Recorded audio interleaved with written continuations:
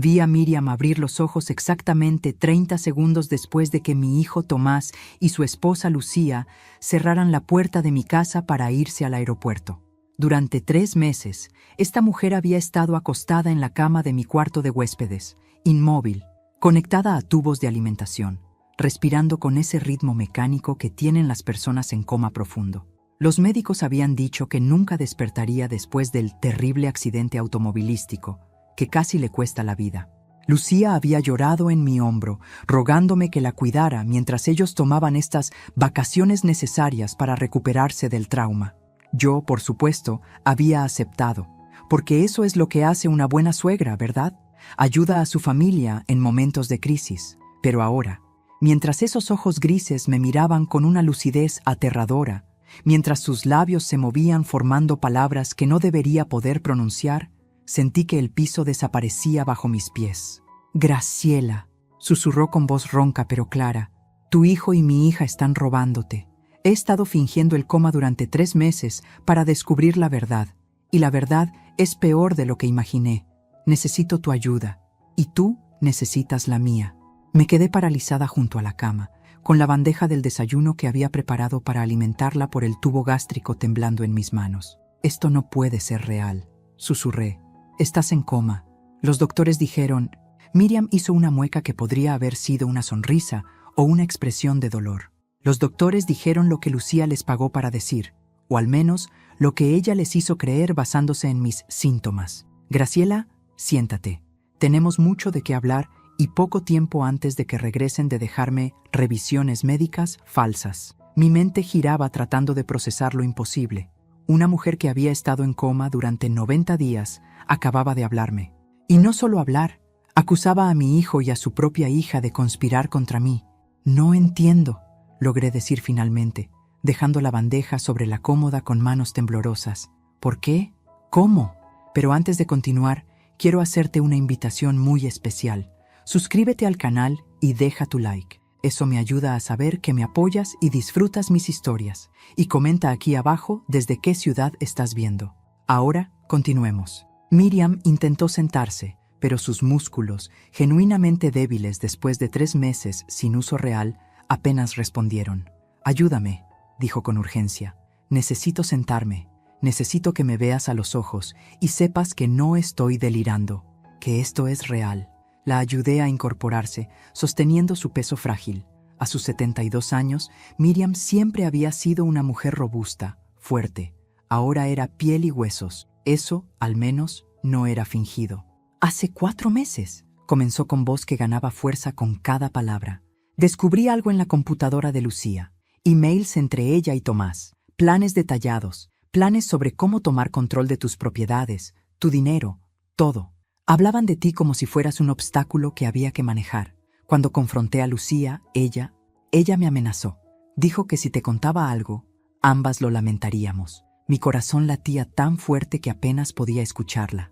No, Tomás nunca, él es mi hijo. Lo crié sola después de que su padre muriera. Le di todo». Miriam me tomó la mano con dedos débiles pero insistentes. «Yo también crié sola a Lucía. También le di todo. Y mira lo que nos hicieron. Graciela, ¿has firmado documentos últimamente? ¿Papeles que Tomás te pidió firmar sin leer completamente?» La pregunta me golpeó como un puñetazo. Sí, había firmado papeles. «Actualizaciones de seguros», me había dicho Tomás. «Solo formalidades legales, mamá. No te preocupes por los detalles». Miriam vio la realización en mi rostro. «Esos no eran seguros, ¿verdad? Eran poderes notariales, transferencias de propiedades, autorizaciones para acceder a tus cuentas bancarias. Todo disfrazado en lenguaje legal que no leíste cuidadosamente porque confiabas en tu hijo. El accidente», dije de repente conectando piezas. «Tu accidente también fue...». Miriam asintió sombríamente. «No fue un accidente. Lucía saboteó los frenos de mi auto después de que yo la amenacé con contarte todo. Sobreviví, pero el impacto fue suficiente para que pudiera fingir coma. Y decidí hacerlo. Decidí permanecer inconsciente para escuchar lo que decían cuando pensaban que yo no podía oírlos, para recopilar evidencia, para protegerte». «¿Por qué yo?», pregunté con voz quebrada. «Apenas nos conocemos, solo nos hemos visto en reuniones familiares». Miriam me miró con ojos llenos de determinación feroz. porque reconozco a una madre que ama ciegamente a su hijo cuando veo una, porque yo también lo hice, y porque si dos mujeres mayores no se cuidan entre sí contra hijos ingratos y codiciosos, ¿quién lo hará? Además, agregó con amargura, una vez que terminen contigo, vendrán por mí, por mis propiedades, por todo lo que tengo. Ya lo escuché en sus conversaciones. Esta recuperación milagrosa que planeaba nunca iba a suceder. Iba a permanecer vegetativa permanentemente mientras ellos manejaban mis finanzas. Me dejé caer en la silla junto a la cama. Mi mundo, tan ordenado apenas minutos atrás, se había hecho pedazos. Mi hijo, mi Tomás, el bebé que había cargado, el niño que había criado con sacrificio, el hombre que había abrazado en su boda hace 5 años prometiéndole amor eterno a Lucía. ¿Ese mismo hombre estaba conspirando para robarme? ¿Qué evidencia tienes?, pregunté finalmente. Miriam señaló debajo de su almohada. Una grabadora pequeña. La he tenido escondida durante semanas. Grabé cada conversación que tuvieron cerca de esta habitación. Cada plan, cada mentira. Está todo ahí, Graciela. Y ahora que tú lo sabes, podemos detenerlos. Saqué la grabadora. Era del tamaño de una caja de fósforos. Presioné play. La voz de mi hijo llenó la habitación. Mamá ya firmó los papeles. En 2 semanas, todo estará transferido. Y con los informes médicos que tenemos sobre su confusión mental reciente, será fácil argumentar que necesita ayuda para manejar sus finanzas. Mis manos temblaban sosteniendo esa pequeña máquina que contenía la prueba de mi peor pesadilla. Miriam tenía razón. Mi hijo me estaba robando, y yo necesitaba decidir qué hacer al respecto. Para entender cómo llegué a este momento, sentada junto a una mujer que acababa de despertar milagrosamente de un coma fingido para decirme que mi hijo me estaba traicionando, necesito regresar 39 años atrás, al día en que mi esposo Jorge murió en un accidente de trabajo en la construcción, dejándome viuda a los 28 años con un hijo de 3 años y una hipoteca que apenas podíamos pagar cuando éramos 2 ingresos. Recuerdo haber sostenido a Tomás en mi regazo esa noche terrible, explicándole con palabras que su cerebro de 3 años no podía realmente comprender que papá no iba a volver a casa. Él me preguntó cuándo iba a regresar papá. Le dije la verdad, nunca. Y entonces hice una promesa silenciosa. Este niño nunca sentiría la falta de su padre. Yo sería suficiente. Yo sería todo para él. Trabajé 3 empleos durante años. Limpiaba oficinas de madrugada, trabajaba en una panadería durante el día y hacía trabajos de costura por las noches. Dormía 4 horas si tenía suerte. Mis manos se volvieron ásperas. Mi espalda se curvó prematuramente. Las canas llegaron antes de los 40. Pero Tomás nunca careció de nada. Tuvo ropa limpia cuando otros niños usaban heredada. Tuvo útiles escolares nuevos cada año. Tuvo cumpleaños con pastel y regalos. Tuvo todo lo que un niño de clase trabajadora podría desear. Lo que no tuvo fueron límites, porque cada vez que intentaba disciplinarlo, veía los ojos de Jorge en su rostro, veía al esposo que había perdido, y el miedo de ser demasiado dura, de perderlo también, me paralizaba. Así que cuando Tomás rompía algo, yo lo disculpaba. Solo es un niño. Cuando sacaba malas notas, yo culpaba a los maestros. No saben enseñar. Cuando mentía, yo lo justificaba. Estaba asustado de decepcionar. Tomás creció sabiendo que mamá siempre lo rescataría, siempre lo perdonaría, siempre estaría ahí con la cartera abierta y los brazos extendidos. Se graduó de la escuela. Estudió contabilidad en una universidad pública que yo pagué con préstamos, que todavía estaba pagando cuando él cumplió 30. Consiguió trabajo en una firma mediana. No era exitoso espectacular, pero era estable, decente. Conoció a Lucía hace 6 años en una conferencia de negocios. Ella trabajaba en recursos humanos para una empresa grande. 32 años entonces, 5 menos que Tomás. Hermosa de esa manera pulida que viene de buenos genes y mejores productos. Cuando la conocí, algo en mi instinto maternal se tensó. Había algo en sus ojos, algo calculador detrás de la sonrisa perfecta. «Señora Graciela, Tomás me ha hablado tanto de usted», dijo con voz melosa en nuestra primera cena. «Debe estar tan orgullosa de haberlo criado sola. ¡Qué sacrificio tan admirable!». Las palabras eran correctas, pero el tono tenía un filo, como si mi sacrificio fuera algo pintoresco en lugar de heroico. Pero Tomás estaba enamorado. completamente cegado. Se casaron un año después en una ceremonia que yo pagué la mitad, aunque apenas me alcanzaba la pensión. Lucía nunca agradeció. Durante la boda, la escuché decir a una prima: «Es una pena que la madre de Tomás sea tan simple, pero bueno, no todos tienen educación formal». Esas palabras se clavaron en mi pecho, pero sonreí y seguí sirviendo champán. La madre de Lucía, Miriam, también estaba en la boda. Una mujer elegante, educada, viuda como yo, pero de circunstancias muy diferentes. Su esposo había sido empresario exitoso. Le dejó propiedades, inversiones, seguridad financiera. Miriam y yo nos saludamos cortésmente, pero con esa distancia que existe entre mujeres de diferentes clases sociales. Ella vivía en un departamento grande en el centro. Yo vivía en una casa modesta en los suburbios. Después de la boda, las cosas cambiaron. Tomás visitaba menos. Lucía y yo necesitamos tiempo para nosotros, mamá. Las llamadas se espaciaron. Estoy ocupado con el trabajo.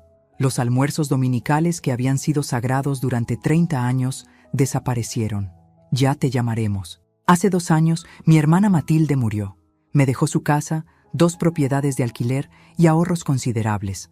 De repente, Graciela la pobre se convirtió en Graciela con activos. Y curiosamente, Tomás comenzó a visitarme más frecuentemente. «Mamá, deberías pensar en tu futuro», me dijo un día.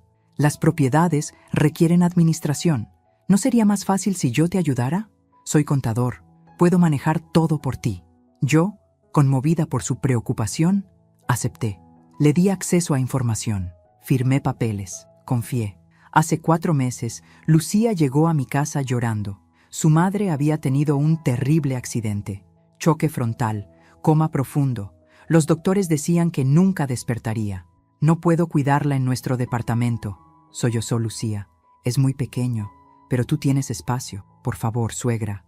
Es mi madre. No puedo ponerla en una institución». Por supuesto que acepté. A pesar de todo, entendía el dolor de una hija por su madre. Así que Miriam llegó a mi casa en ambulancia. Fue instalada en mi cuarto de huéspedes y durante 3 meses yo la cuidé. Cambiaba sus sábanas, la limpiaba, le hablaba aunque supuestamente no podía escuchar. Me sentaba junto a ella en las noches leyendo en voz alta. Y ahora descubría que durante todo ese tiempo Miriam había estado consciente, escuchando, observando, recopilando evidencia de la traición de nuestros hijos. «Necesito que entiendas algo primero», dijo Miriam con voz que ganaba fuerza mientras hablábamos. «No fingí el coma desde el principio.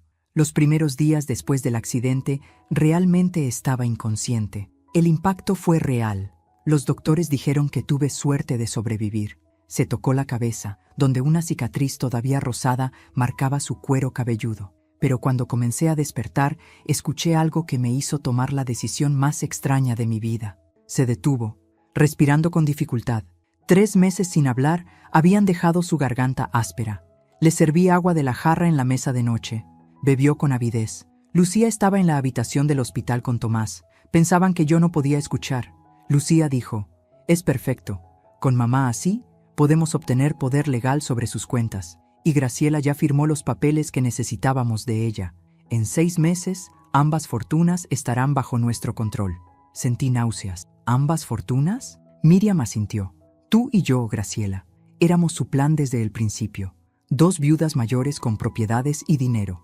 2 madres que amaban demasiado a sus hijos para ver la verdad. Éramos objetivos perfectos. ¿Pero tu accidente? Comencé. Miriam me interrumpió con expresión sombría. No fue accidente. 2 días antes del choque, confronté a Lucía.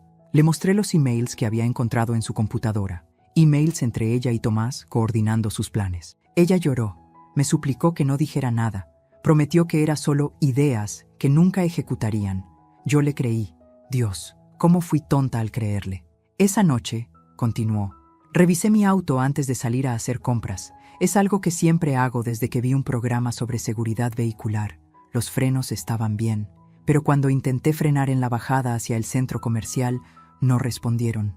Nada. Apreté el pedal hasta el fondo. Nada. Me estrellé contra una pared de concreto a 60 kilómetros por hora. La miré con horror. Lucía saboteó tu auto. No era una pregunta, era una constatación. Miriam asintió. Los investigadores dijeron que la línea de frenos había sido cortada, pero de manera que pareciera desgaste natural. Lucía tiene un amigo mecánico. Después lo escuché mencionado en sus conversaciones cuando pensaban que yo no podía oír. Él hizo el trabajo por dinero. Entonces, ¿cuándo decidiste fingir?, pregunté, tratando de procesar todo esto. En el hospital, cuando escuché esa conversación, me di cuenta de que si Lucía sabía que yo estaba consciente, que podía hablar, intentaría algo peor. Ya había intentado matarme una vez. En cambio, si permanecía en coma, sería invisible. Podría escuchar todo lo que decían. Podría aprender exactamente qué estaban planeando. Y podría encontrar una manera de detenerlos. ¿Pero 3 meses?, dije con incredulidad. 3 meses sin moverte, sin hablar, fingiendo estar vegetativa. Eso requiere una voluntad increíble. Miriam sonrió amargamente. Tienes razón. Fue el infierno. Los primeros días fueron los más difíciles. Quería gritar cuando los médicos me pinchaban con agujas. Quería llorar cuando Lucía venía y actuaba la hija devota, llorando sobre mi cama mientras secretamente revisaba su teléfono buscando cotizaciones de propiedades para vender. Aprendí a controlar mi respiración perfectamente, continuó, a no reaccionar cuando limpiaban mis ojos, a mantener mi ritmo cardíaco estable, incluso cuando escuchaba cosas que me enfurecían. Perdí casi 20 kilos porque la alimentación por tubo es insuficiente. Desarrollé úlceras de presión en la espalda. Mi cuerpo se deterioró, pero mi mente permaneció aguda. Y escuché todo. ¿Qué exactamente escuchaste?, pregunté, aunque parte de mí tenía miedo de saber. Miriam señaló hacia la grabadora. Presiona el archivo número 3. Lo hice. La voz de Tomás llenó la habitación, clara e inequívoca. Los documentos que mamá firmó el mes pasado incluían la transferencia de las 2 propiedades de alquiler a mi nombre. Pensó que eran actualizaciones de seguros. Para fin de mes estarán vendidas. Eso nos da 200,000 para pagar nuestras deudas. La voz de Lucía respondió. ¿Y tu madre no va a notar cuando ya no reciba los ingresos de alquiler? Tomás rió, una risa que nunca le había escuchado, fría. Le diremos que hubo problemas con los inquilinos, que las propiedades necesitan reparaciones mayores y no están generando ingresos temporalmente. Ella confiará en mí, siempre lo hace. Detuve la grabación. No podía escuchar más. Miriam me miraba con compasión. Hay más, mucho más. Conversaciones sobre cómo obtener declaraciones médicas de que tú estás experimentando deterioro cognitivo. Planes para convencerte de que necesitas ayuda manejando tus finanzas. Discusiones sobre qué hacer conmigo a largo plazo. Institucionalización permanente o simplemente dejar que la naturaleza siga su curso. ¿Por qué?, susurré. ¿Por qué harían esto? Tomás tiene un buen trabajo. Lucía también. No están en la calle. Miriam suspiró. Deudas. Escuché referencias a deudas masivas, algo sobre inversiones fallidas, préstamos de bancos que no pueden pagar y un estilo de vida que no pueden sostener. Tu herencia y la mía eran la solución a sus problemas financieros. Me levanté y caminé hacia la ventana. Afuera, el jardín que yo cuidaba con tanto amor brillaba bajo el sol matutino. Todo se veía normal, pacífico, pero dentro de esta casa la normalidad había muerto. ¿Qué hacemos ahora?, pregunté finalmente. Miriam intentó moverse en la cama, haciendo una mueca de dolor. Ahora, continuamos la farsa. Yo sigo en coma cuando ellos estén cerca. Tú sigues siendo la suegra confiada. Pero en privado, investigamos, recopilamos más evidencia, documentamos todo, y cuando tengamos suficiente, los exponemos de una manera que no puedan negar ni escapar. ¿Puedes realmente mantener la actuación?, pregunté dudosa. Miriam asintió con determinación feroz. He aguantado 3 meses. Puedo aguantar lo que sea necesario. La pregunta es, ¿puedes tú? ¿Puedes mirar a tu hijo a los ojos sabiendo lo que sabes y no revelar nada? Pensé en Tomás, en el bebé que había sido, en el hombre en quien se había convertido, y sentí mi corazón endurecerse. Sí, dije con voz que no reconocí como mía. Puedo hacerlo. Durante las siguientes 2 horas, Miriam y yo trabajamos metódicamente reconstruyendo la cronología de la traición. Ella desde la cama, yo trayendo documentos de mi estudio, comparando fechas, conectando puntos que antes parecían aleatorios, pero que ahora formaban un patrón devastadoramente claro. Muéstrame todo lo que hayas firmado en los últimos 6 meses, dijo Miriam, con voz que recuperaba su autoridad natural. Antes del accidente, ella había sido directora financiera de su propia empresa consultora. sabía leer documentos legales. Yo, por otro lado, había confiado ciegamente en mi hijo el contador. Saqué la carpeta donde guardaba todos los papeles importantes. Miriam los revisó uno por uno, su rostro oscureciéndose con cada página. «Esto no es una actualización de seguros», dijo finalmente, sosteniendo un documento fechado hace 4 meses. «Es una transferencia de propiedad. Firmaste la casa de tu hermana a nombre de Tomás. Aquí, mira la letra pequeña en la página 3. Leí donde señalaba. Efectivamente, enterrado en jerga legal, estaba la transferencia completa de la propiedad. Pero Tomás me dijo que era solo para efectos fiscales, que la casa seguiría siendo mía legalmente, pero que estar a su nombre reduciría impuestos». Miriam negó con la cabeza. «Mentira, esta transferencia es absoluta. La casa es legalmente de él ahora. Puede venderla sin tu consentimiento». El siguiente documento era peor. Un poder notarial general otorgando a Tomás autoridad completa sobre todas mis cuentas bancarias, inversiones y decisiones financieras. «Firmé esto hace 3 meses», dije con voz débil. «Tomás dijo que era por si algo me pasaba, que era prudente tener a alguien autorizado para manejar mis asuntos en caso de emergencia». Miriam soltó una risa amarga. «Excepto que este poder no requiere una emergencia. Es efectivo inmediatamente. Desde el momento que firmaste esto, Tomás puede acceder a tu dinero cuando quiera». Revisé mis estados de cuenta bancarios con manos temblorosas. Había transferencias que no reconocía, pequeñas al principio, 500 pesos aquí, 1000 allá. Pero en las últimas semanas las cantidades habían aumentado, 5000, 10,000. La semana pasada, una transferencia de 25,000 pesos a una cuenta que no reconocí. «Están vaciando tu cuenta lentamente», dijo Miriam, «lo suficientemente gradual para que no notes el patrón hasta que sea demasiado tarde». Sentí bilis subir por mi garganta. Mi hijo me estaba robando, no de una sola vez, sino gota a gota, como un goteo que erosiona la piedra hasta dejarla hueca. Pero lo peor estaba por venir. En el fondo de la carpeta encontré documentos que ni siquiera recordaba haber visto. Informes médicos con mi nombre. Evaluación neuropsicológica. Paciente: Graciela Méndez, 67 años. Resumen. La paciente muestra signos de deterioro cognitivo leve, confusión sobre fechas, olvidos frecuentes, juicio comprometido. Se recomienda supervisión en decisiones financieras importantes. Yo nunca fui a una evaluación neuropsicológica, dije con voz temblorosa. Nunca vi a este doctor Ramírez, no sé quién es. Miriam examinó el documento.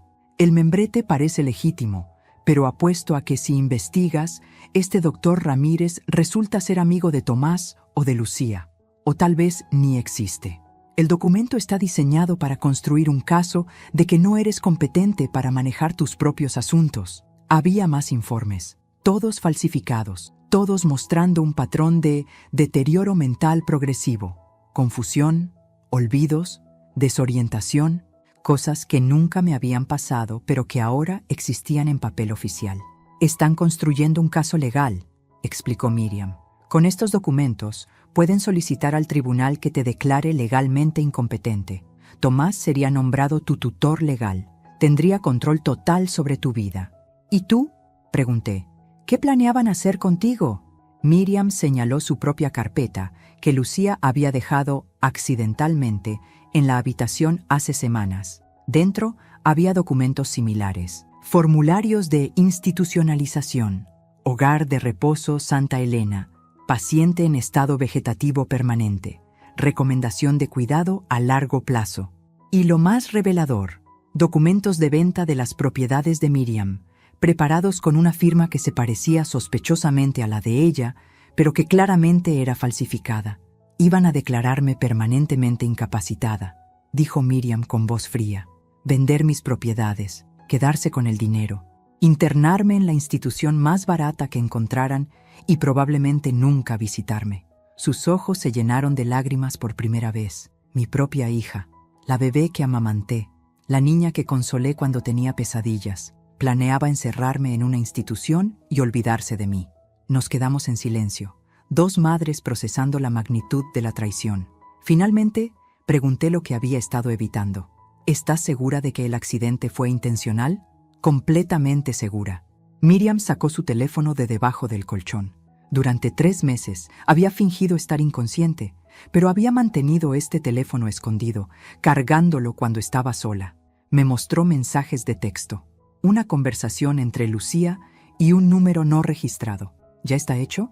Sí, los frenos fallarán en la próxima bajada pronunciada. Parecerá desgaste natural. ¿Y el pago? En efectivo. 5,000 como acordamos. Nadie sabrá nunca. Los mensajes estaban fechados el día antes del accidente de Miriam. ¿Cómo conseguiste esto?, pregunté asombrada. Miriam sonrió sin humor. Lucía dejó su teléfono en mi mesa de noche una noche. Pensó que yo no podía alcanzarlo. Pero durante uno de mis momentos a solas, lo desbloqueé. Sé su contraseña. La vi ingresarla docenas de veces. Y fotografié todo lo relevante. Luego lo devolví exactamente donde estaba. Tenía fotos de docenas de conversaciones incriminatorias, planes detallados, coordinación con el mecánico, discusiones sobre cuánto dinero obtendrían de nuestras propiedades, referencias a acelerar el proceso con las viejas. Esa palabra me golpeó. Viejas. Así era como nos llamaban. No mamá, no suegra. Viejas, obstáculos, recursos a explotar. Tenemos evidencia, dije finalmente. Tenemos grabaciones, documentos, mensajes. Podemos ir a la policía ahora mismo. Miriam negó con la cabeza. Todavía no. Necesitamos más. Necesitamos evidencia de las transferencias financieras actuales. Necesitamos probar no solo la intención, sino la ejecución. Y necesitamos hacerlo de manera que no puedan escapar con un abogado caro. Tenía razón. Entonces, ¿qué hacemos? Miriam me miró con determinación. Seguimos fingiendo. Yo sigo en coma. Tú sigues siendo la suegra confiada. Pero mientras tanto, documentamos todo. Cada transacción, cada mentira, cada paso de su plan. Y cuando tengamos suficiente evidencia irrefutable, los destruimos completamente. La palabra destruimos quedó suspendida en el aire. 2 madres, ambas traicionadas por los hijos que habían criado con amor infinito, planeando la caída de esos mismos hijos. Era una tragedia griega desarrollándose en una casa suburbana común, y yo acababa de aceptar mi papel en ella. Los siguientes 5 días fueron los más extraños de mi vida. Por fuera todo parecía normal. Tomás y Lucía habían regresado de su viaje necesario, que ahora sabía era simplemente una escapada con dinero robado de mis cuentas. Venían a visitarme diariamente, preguntando por Miriam, actuando la preocupación perfecta. Yo sonreía, les servía café, les contaba sobre el estado sin cambios de su madre. Actuaba la suegra confiada, mientras por dentro hervía de rabia. Pero en los momentos que estábamos solas, Miriam y yo trabajábamos como un equipo de investigación forense. Ella había recuperado algo de fuerza muscular moviéndose por la casa cuando sabíamos que estábamos completamente solas. Todavía estaba débil, pero su mente era afilada como navaja. Necesitamos acceso a la computadora de Tomás, dijo Miriam la tercera noche después de su despertar. Ahí es donde estará toda la información financiera, los detalles de las cuentas donde están depositando tu dinero. El problema era que Tomás nunca dejaba su laptop desatendida. La llevaba al trabajo, la traía de vuelta, la mantenía con contraseña.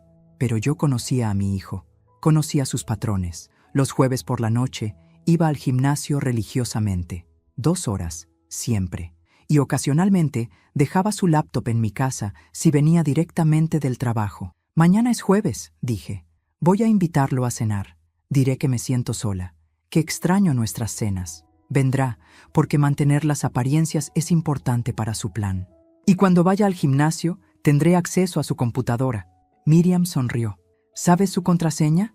Asentí con tristeza. Su fecha de nacimiento y mi nombre. Tomás Graciela, 1985. Siempre ha usado la misma contraseña para todo. Solía pensar que era dulce que me incluyera. Ahora veo que era solo pereza. El jueves funcionó perfectamente. Tomás vino a cenar, ansioso por mantener la ilusión de hijo atento. Comió mi estofado, me preguntó sobre mi salud con falsa preocupación. Revisó a Miriam en coma, con actuación de yerno devoto. Pobre Miriam, dijo tocando su frente. Ojalá pudiera despertar. Las palabras sonaban huecas cuando yo sabía la verdad. A las 7 se cambió para ir al gimnasio. Mamá, ¿te importa si dejo mi laptop aquí? Está cargándose, la recojo después. Por supuesto, hijo, dije con mi mejor sonrisa maternal. Tómate tu tiempo. En cuanto su auto salió de la entrada, Miriam apareció en la puerta de su habitación. Habíamos practicado esto. Teníamos exactamente 2 horas. La computadora se desbloqueó al primer intento. Tomás Graciela, 1985. Miriam se sentó frente a la pantalla con la determinación de alguien que sabía exactamente qué buscar. Aquí está, dijo después de 5 minutos. Mira esto. Me mostró hojas de cálculo detalladas, columnas con mis propiedades listadas, valores de mercado, fechas de venta planificadas. Todo estaba ahí, organizado con la precisión de un contador profesional planeando un robo. La casa de mi hermana ya estaba en proceso de venta. Tomás había encontrado un comprador dispuesto a pagar 180,000 pesos. La venta se cerraría en 2 semanas. Yo no sabía nada. Las 2 propiedades de alquiler estaban listadas para venta el próximo mes. Ganancia proyectada, 220,000, decía la nota. Mi casa actual, la casa donde vivía, estaba marcada como venta futura, después de institucionalización de GM. GM, Graciela Méndez. Mi hijo había reducido a su madre a iniciales en una hoja de cálculo de robo. Mira esta carpeta, dijo Miriam, haciendo clic. Se titulaba Plan Financiero. Dentro había documentos detallando cada paso de su conspiración. Paso 1. Obtener poderes notariales, completado.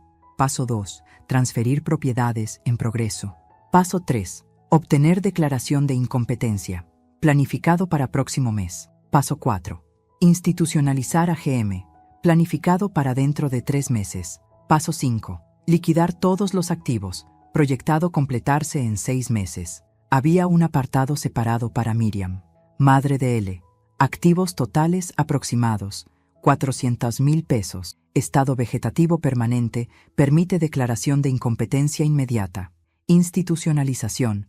Hogar Santa Elena, costo mensual, 3,000 pesos. Liquidación de propiedades puede comenzar inmediatamente después de declaración legal. Antes de continuar, dime aquí en los comentarios qué te está pareciendo esta historia hasta ahora y qué harías tú en el lugar de ellos. No salgas del video, porque lo que viene a continuación te va a poner la piel de gallina. Miriam fotografió cada documento con su teléfono. Yo solo podía mirar, sintiendo náuseas. Encontramos también los contactos del mecánico que había saboteado el auto de Miriam. Emails coordinando el trabajo, referencias de pago en efectivo. Y lo más incriminatorio, un borrador de email que Tomás nunca envió, pero que había guardado. Si esto no funciona, tendremos que considerar opciones más permanentes para ambas. No podemos esperar décadas a que mueran naturalmente. Necesitamos el dinero ahora. Estaban considerando matarnos, susurré. Miriam asintió con rostro pétreo. Ya intentaron matarme una vez. Ahora sabemos que estaban dispuestos a hacerlo otra vez si su plan no funcionaba lo suficientemente rápido. Copió todo en una memoria USB que había preparado. Documentos, emails, hojas de cálculo, fotos, evidencia irrefutable. Cuando Tomás regresó del gimnasio 1 hora y media después, yo estaba en la sala viendo televisión, su laptop exactamente donde la había dejado. ¿Todo bien, mamá?, preguntó. Todo perfecto, hijo, respondí con sonrisa que ya no sentía. ¿Quieres postre? Hice flan.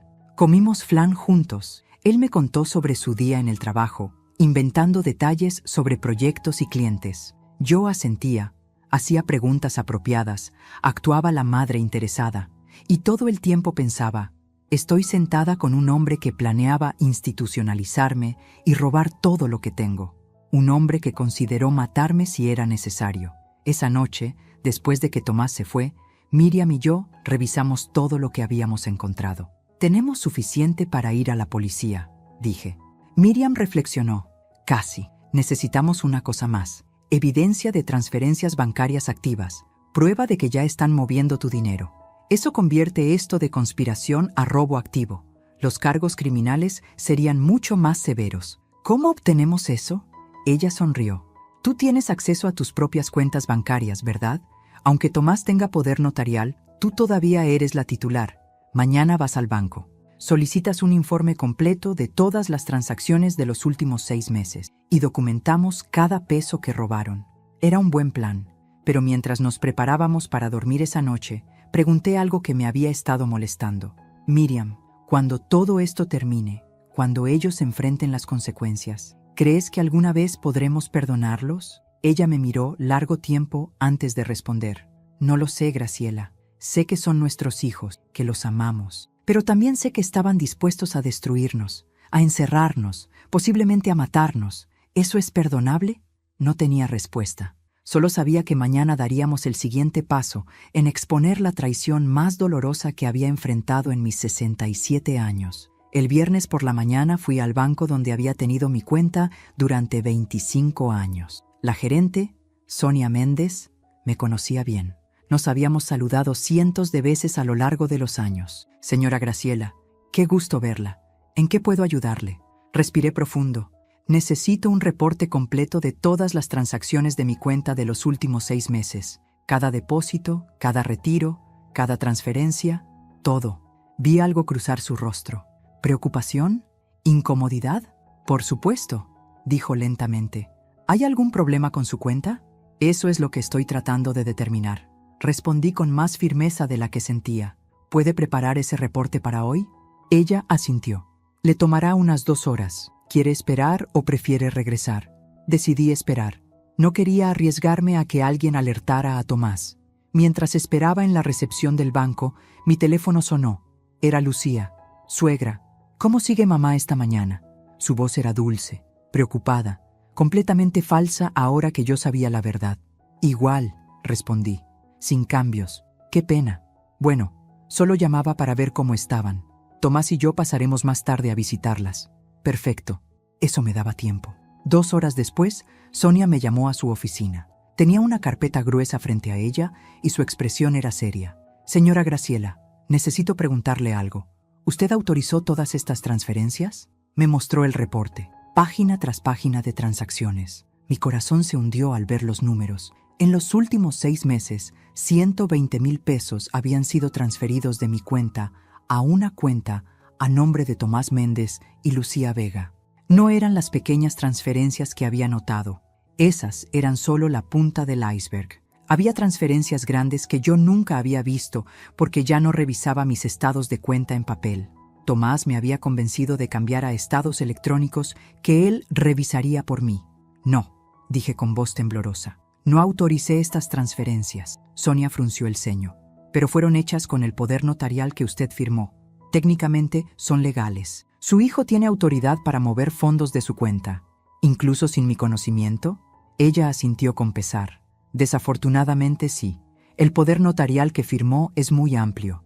Le da control casi total. Pedí copias de todo. Sonia me las proporcionó sin hacer más preguntas, aunque vi compasión en sus ojos. Señora Graciela, dijo mientras yo salía, si necesita asesoría legal sobre cómo revocar ese poder notarial, puedo recomendarle algunos abogados. Asentí con gratitud. Gracias, Sonia. Creo que voy a necesitar uno muy pronto. Volví a casa con el reporte bancario sintiéndome físicamente enferma. 120,000 pesos, el equivalente a 3 años de mi pensión, robados durante 6 meses. Miriam me esperaba en su habitación, de pie junto a la ventana, mirando afuera. Había estado ejercitando sus piernas cuando estaba sola, recuperando fuerza. ¿Qué encontraste?, preguntó al verme entrar. Le mostré los documentos. Vi su mandíbula tensarse mientras leía. «Hijos de perra», murmuró. Era la primera vez que la escuchaba maldecir. «Mira aquí», dijo, señalando una serie de transferencias. Estas coinciden exactamente con las fechas en el calendario de Tomás que vimos en su computadora. Cada transferencia corresponde a un hito en su plan.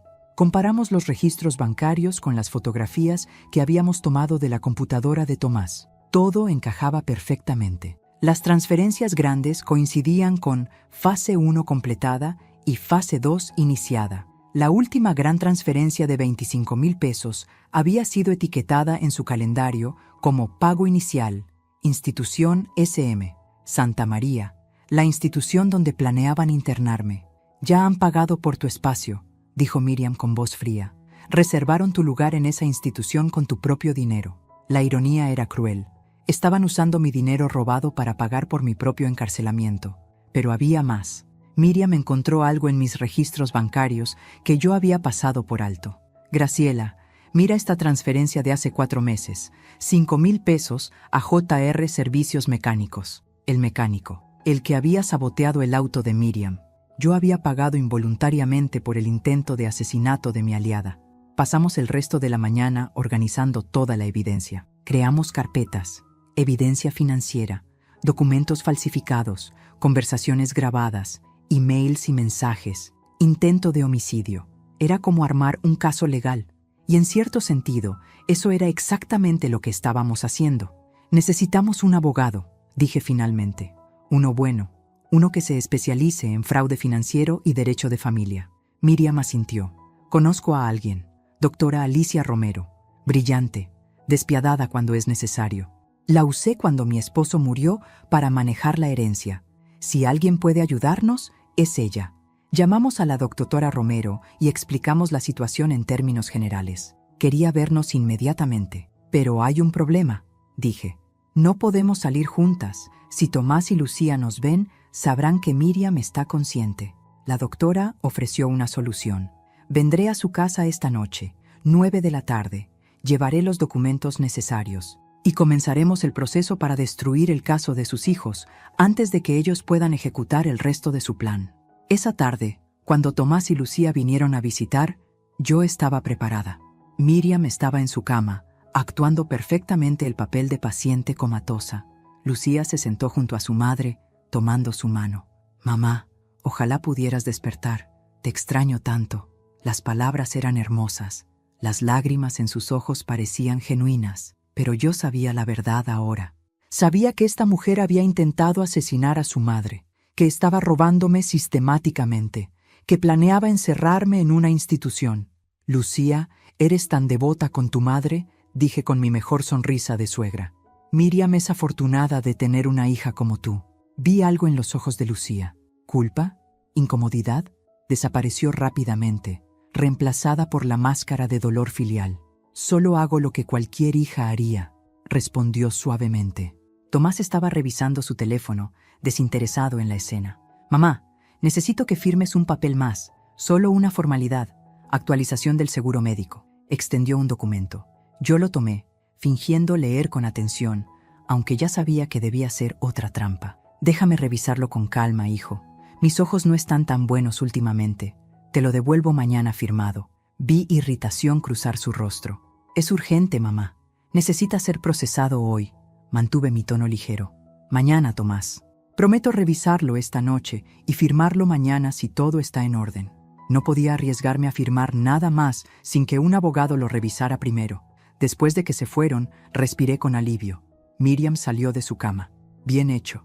Los mantuviste controlados sin despertar sospechas». «Miriam», dije, «esta noche cuando venga la abogada, todo cambia.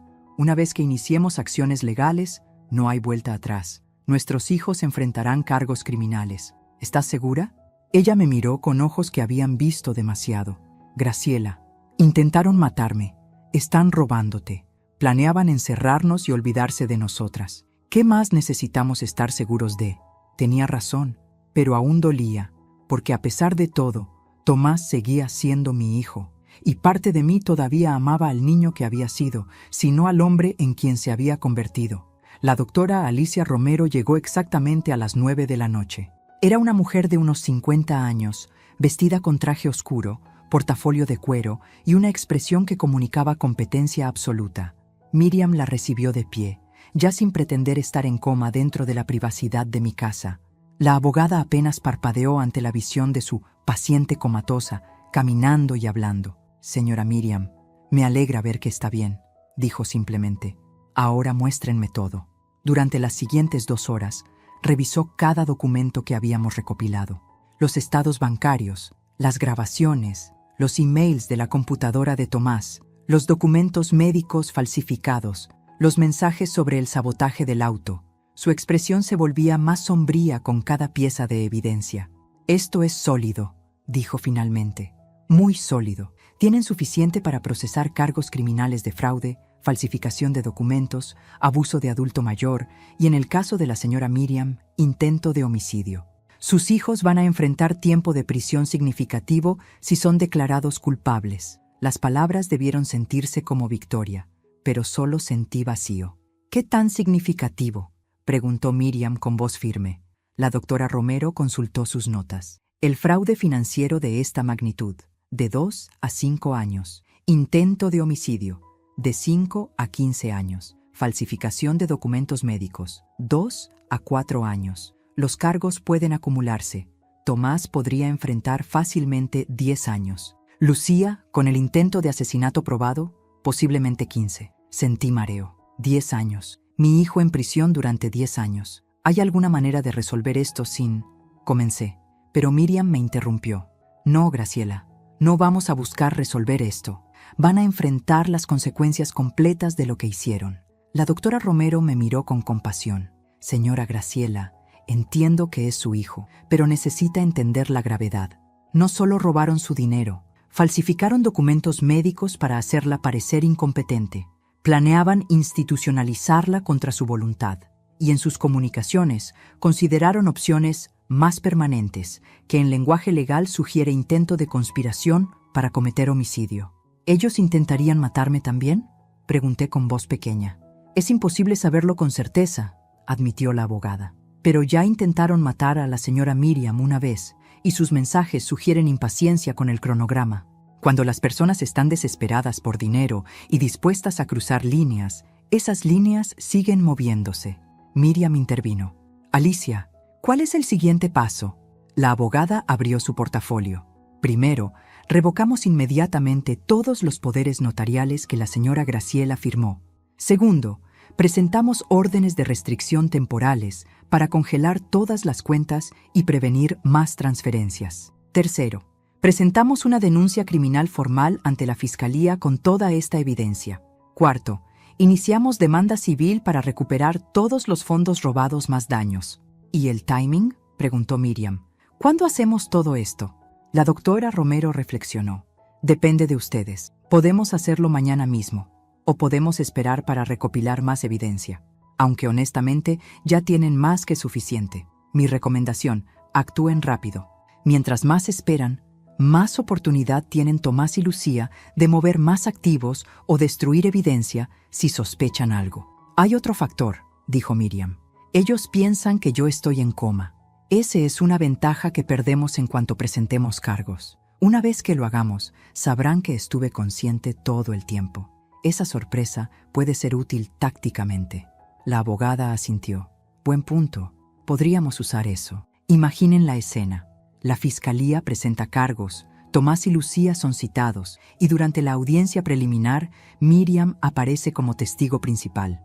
El shock psicológico podría hacer que uno de ellos se quiebre y confiese más de lo que pretendían. Pasamos otra hora planificando la estrategia exacta. La doctora Romero prepararía todos los documentos durante el fin de semana. El lunes por la mañana presentaríamos todo ante el tribunal y la fiscalía simultáneamente. Para el lunes al mediodía, Tomás y Lucía estarían bajo investigación criminal. Para el martes, probablemente serían arrestados. Una cosa más, dijo la abogada antes de irse. Necesitan estar preparadas para la reacción de sus hijos. Cuando se den cuenta de que fueron descubiertos, puede haber negación, furia, intentos de manipulación emocional.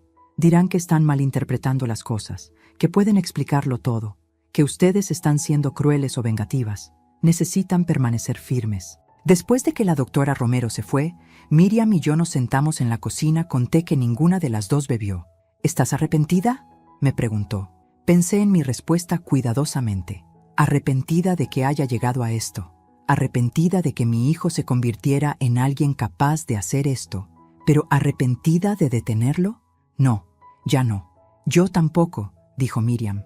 Lloraré por la hija que pensé que tenía, pero no voy a dejar que me destruya por pereza de establecer consecuencias. Nos quedamos en silencio, dos madres en la víspera de traicionar a sus hijos de la misma manera que habían sido traicionadas, excepto que nosotras actuábamos en defensa propia. Ellos habían actuado por codicia. El fin de semana fue surreal. Tomás vino el sábado a revisar a Miriam. Lucía trajo flores el domingo. Ambos actuaban la devoción perfecta. Y yo actuaba la suegra agradecida mientras sabía que en 24 horas sus vidas cambiarían para siempre. «Mamá, te ves cansada», dijo Tomás el domingo. «¿Estás durmiendo bien?»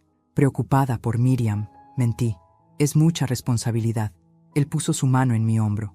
«Eres una santa por cuidarla. No sé qué haríamos sin ti, santa». La palabra era irónica, viniendo de alguien que planeaba encerrarme en una institución. Esa noche no pude dormir. Mañana todo explotaría. Mañana mi hijo descubriría que su madre no era la víctima fácil que pensaba. Y mañana comenzaría el proceso doloroso de desmantelar la familia que alguna vez tuve. Miriam tampoco durmió. La escuché moviéndose en su habitación. A las 3 de la mañana nos encontramos en la cocina. ¿Lista?, preguntó. No, respondí honestamente. Pero vamos a hacerlo de todas formas. Ella asintió. Así es como sé que estamos haciendo lo correcto. Si fuera fácil, significaría que no amamos realmente a nuestros hijos. Que esto duela significa que todavía tenemos corazón. Pero el corazón no puede dejarnos ser víctimas. Tenía razón. Y mañana el mundo descubriría que Graciela Méndez y Miriam Vega no eran las ancianas vulnerables que sus hijos pensaban que eran. El lunes a las 9 de la mañana, la doctora Romero presentó formalmente todos los documentos ante el tribunal y la fiscalía. A las 10, las órdenes de restricción fueron aprobadas, congelando todas las cuentas de Tomás y Lucía, así como las transferencias pendientes de mis propiedades. A las 11, la Fiscalía emitió citaciones oficiales para que ambos comparecieran ante el tribunal el miércoles para una audiencia preliminar sobre cargos de fraude, falsificación de documentos y abuso de adulto mayor. En el caso de Lucía, había un cargo adicional: intento de homicidio. Yo estaba en casa cuando Tomás recibió la citación. Lo supe porque me llamó inmediatamente. Su voz una mezcla de confusión y pánico. «Mamá, acabo de recibir documentos legales del tribunal. Dicen que estoy siendo investigado por fraude financiero. Es un error. Tiene que ser un error. ¿Tú sabes algo de esto?». Mi corazón latía tan fuerte que pensé que podía escucharlo a través del teléfono. «¿Qué? No, hijo. No sé nada. ¿Fraude? Eso es imposible». Actuar la ignorancia era más difícil de lo que había imaginado. «Voy para allá», dijo abruptamente. «Necesito ver esos papeles que firmaste. Algo está mal. Alguien está tratando de hacerme quedar mal». Colgó antes de que pudiera responder. Miré a Miriam, quien había estado escuchando desde su habitación. «Ya comenzó», dijo con voz tensa. «¿Lista para la confrontación?». Asentí, aunque no me sentía lista en absoluto. Tomás llegó 20 minutos después. Lucía venía con él, luciendo igualmente confundida y asustada. «También recibí una citación», dijo Lucía con voz temblorosa. «Dicen que intenté matar a mi madre. Es una locura completa. Suegra, tiene que ayudarnos. Alguien está inventando mentiras sobre nosotros». Sus ojos se llenaron de lágrimas. La actuación era convincente. Casi me hizo dudar. Casi. «Siéntense», dije con voz más firme de lo que esperaban. «Necesitamos hablar». Tomás se dejó caer en el sofá. «Mamá, ¿qué está pasando? ¿Por qué nos están acusando de estas cosas horribles?». Respiré profundo. «Porque son ciertas. Todo es cierto». El silencio que siguió fue absoluto. «¿Qué?», susurró Tomás. «Mamá, ¿qué estás diciendo?». Me senté frente a ellos, con manos que temblaban pero voz que se mantenía firme. «Sé sobre las transferencias no autorizadas, los 120,000 pesos que robaron de mi cuenta. Sé sobre los documentos médicos falsificados. Sé sobre el plan para declararme incompetente e institucionalizarme. Sé todo, Tomás». Vi el color drenar de su rostro. Lucía se puso de pie bruscamente. «Esto es ridículo, suegra. Alguien la está manipulando. Probablemente ese abogado que la visitó. Están tratando de robarse su dinero, haciéndola creer mentiras sobre nosotros». Su voz subió de volumen. «No hicimos nada malo. Las transferencias eran para administrar sus finanzas como usted nos autorizó. Los documentos médicos eran para su propio bien porque está mostrando signos de confusión». «Nunca mostré signos de confusión», dije con calma. «Esos informes fueron falsificados y las transferencias no fueron para administrar mis finanzas. Fueron para pagar sus deudas y financiar su plan para destruirme». Tomás encontró su voz. «Mamá, esto es una malinterpretación terrible. Sí, moví dinero, pero era para protegerte, para invertir mejor, para reservar mi espacio en la institución Santa María». Terminé por él. 25,000 pesos, pagados con mi propio dinero robado. Vi el momento exacto en que entendió que yo sabía demasiado. Su expresión cambió de confusión a algo más oscuro. ¿Cómo sabes eso?» «Porque revisé tu computadora», respondí. «Vi todo, el plan completo, las hojas de cálculo, los correos, todo. Lucía se volvió hacia Tomás con furia. Te dije que cifraras esos archivos. Te dije que era peligroso tener todo así. Tomás la ignoró, mirándome con algo parecido a la desesperación. Mamá, escucha. Sí, estábamos en problemas financieros. Sí, tomé prestado de tus cuentas sin decirte, pero iba a devolverlo. Todo. No era robo, era solo un préstamo temporal. ¿Un préstamo que incluía vender mis propiedades sin mi conocimiento?, pregunté. ¿Un préstamo que requería falsificar documentos médicos para hacerme parecer demente? Mi voz se elevó por primera vez. Planeaban encerrarme, Tomás, en una institución, mientras ustedes se quedaban con todo lo que tengo, porque tú nunca lo habrías entendido, gritó Tomás de repente, toda pretensión cayendo. Porque eres demasiado tacaña para ayudarnos cuando realmente lo necesitábamos. Tengo 40 años y todavía tengo que pedirte permiso para todo. Ese dinero debería ser mío de todas formas. Soy tu único hijo. Heredaría eventualmente. Solo estábamos acelerando lo inevitable. Las palabras se clavaron como cuchillos, pero también confirmaron todo lo que había temido. Mi hijo realmente creía que tenía derecho a mi dinero, que mi vida era un inconveniente retrasando su herencia. ¿Y tú?, dije, volviéndome hacia Lucía. El auto de tu madre, los frenos cortados, fue intento de asesinato. Lucía palideció. No tienes pruebas de eso. Es la palabra de quién contra la mía. Y mi madre está en coma. No puede testificar. Fue entonces cuando Miriam apareció en la puerta de su habitación, de pie, caminando, completamente consciente. Hola, hija, dijo Miriam con voz tan fría que podría congelar agua. Sorpresa, no estoy en coma. Nunca lo estuve. Y escuché cada palabra de tus planes durante 3 meses. La expresión en el rostro de Lucía fue indescriptible. Horror, shock, incredulidad, todo mezclado. Tomás se puso de pie bruscamente. Esto es imposible. Los doctores dijeron lo que yo fingí que debían concluir, interrumpió Miriam. Y mientras ustedes pensaban que yo estaba inconsciente, grabé cada conversación. Documenté todo, incluyendo tus mensajes de texto con el mecánico, Lucía.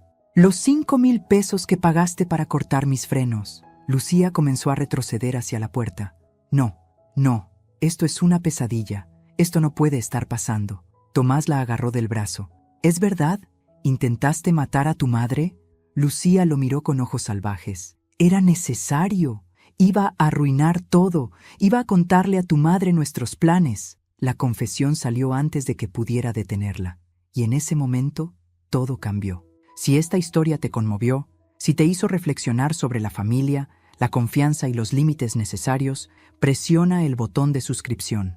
Tu apoyo significa todo para mí y me permite seguir compartiendo historias que nos hacen pensar. Déjame un me gusta si la alianza entre Graciela y Miriam te inspiró.